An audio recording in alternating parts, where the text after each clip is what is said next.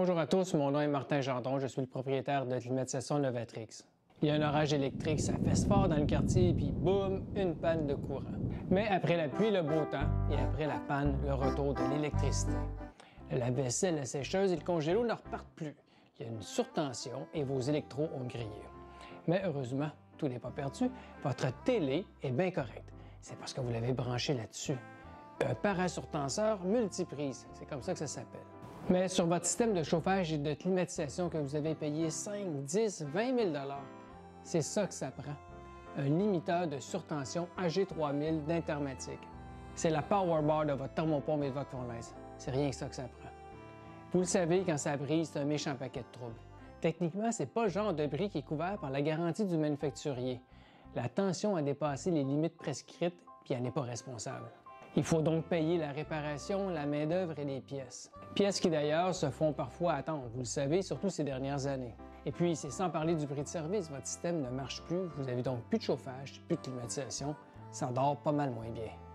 L'AG3000, c'est pas cher, c'est facile à installer, c'est la solution. Sur un mini-split, on en installe un seul sur l'interrupteur extérieur. Les unités extérieures et intérieures sont protégées. Sur un système central, 2 limiteurs sont requis.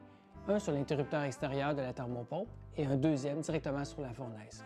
Comme il s'agit d'une intervention électrique, confiez donc ça à des professionnels. En passant, la G3000 Intermatic vient avec une garantie de 3 ans d'un montant de 7 500 $ pour l'équipement connecté. Consultez leur site Internet pour les détails et les petits caractères. Bonne nouvelle, vous n'en avez pas besoin si vous habitez dans un coin de notre belle province où il n'y a jamais de vent violent, ni de verglas, ni d'orage, ni de panne électrique. Mais pour les autres, c'est un incontournable, c'est un no-brainer. J'ai dit l'essentiel, mais j'ai envie d'approfondir un petit peu plus, même si YouTube va trouver que ma vidéo est un petit peu trop longue.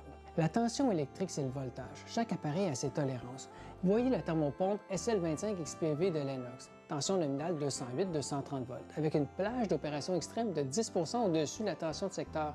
Or, si le voltage excède 253 volts, votre thermopompe est à risque. En fait, la tension, les volts, est à l'électricité ce que la pression est à l'eau.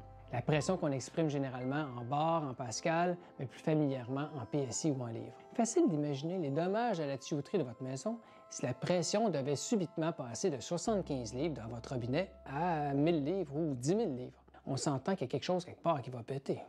Il se passe la même chose avec les surtensions électriques, mais on ne le voit pas. Voilà, c'est la fin. Assurez-vous de liker cette vidéo, de la partager et de vous abonner à notre chaîne. À bon entendeur, salut!